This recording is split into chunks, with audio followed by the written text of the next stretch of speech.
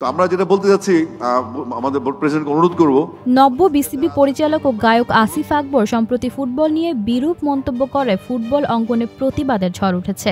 তিনি দাবি করেন ফুটবলের কারণে ক্রিকেট খেলা ব্যাহত হচ্ছে, ফুটবলাররা উইকেট নষ্ট করছে এবং তাদের ব্যবহারও খুব খারাপ। কুমিল্লার স্টেডিয়াম সহ দেশের প্রতিটি জেলা স্টেডিয়াম ফুটবল দখল করে রেখেছে বলেও মন্তব্য করেন তিনি। তবে তার এই বক্তব্যের পরপরই কঠোর অবস্থান নিয়েছেন সাবেক ও বর্তমান ফুটবলাররা। জাতীয় দলের সাবেক স্ট্রাইকার জাহিদ হাসান এমিলি আসিফ আকবরকে ক্ষমা চাওয়ার আহ্বান জানিয়েছেন। আজকের পত্রিকাকে তিনি জানান, আসিফ ক্ষমা না চাইলে তার বিরুদ্ধে বিশাল অ্যাকশনে যাওয়া হবে এবং বিসিবিকে চিঠি দিয়ে তাকে বিতাড়িত করার আবেদন জানানো হবে। আমার কথা বিসিবিটা কিভাবে অ্যালাউ করলো, এবং আমি দেখলাম যে বুলবুল ভাইরা তালি দিতেছে ওখানে এই কথা শোনার পর। আদৌ তালি দিছে কিনা আমার মনে হলো না, ওটা আগের তালি না পরের তালি বুঝলাম না। ফুটবল খেলা পৃথিবীর এক নম্বরের স্পোর্টস। আসিফ হলো একটা মনে করেন পাগল। ও যদি এটার কোনো প্রতিবাদ লিপি না দেয়, ও যদি এটার সরি না বলে, ওর জনসম্মুখে ক্রিকেট বোর্ডে আমরা দেবো, ওর বিরুদ্ধে বিশাল অ্যাকশনে যেতেছি। তাহলে আজকের দিনটারে টাইম দেবো।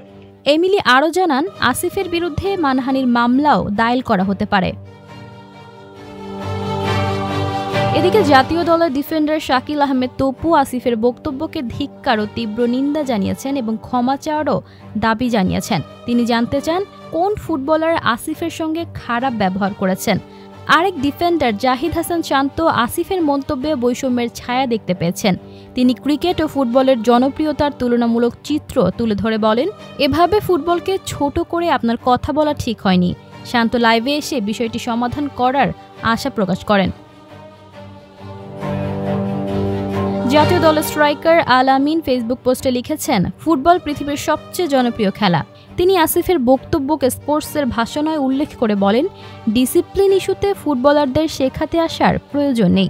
আবাহনী লিমিটেডের প্রধান কোচ মারুফুল হক আসিফের বক্তব্যে অবাক হয়ে জানতে চেয়েছেন, একজন মাঠপ্রেমিক হয়ে কিভাবে তিনি স্টেডিয়ামে বিপিএল বন্ধ করে অন্য অনুষ্ঠান করেন। ফুটবলাররা ঐক্যবদ্ধভাবে আসিফ আকবরকে ক্ষমা চাওয়ার জন্য চাপ সৃষ্টি করছেন।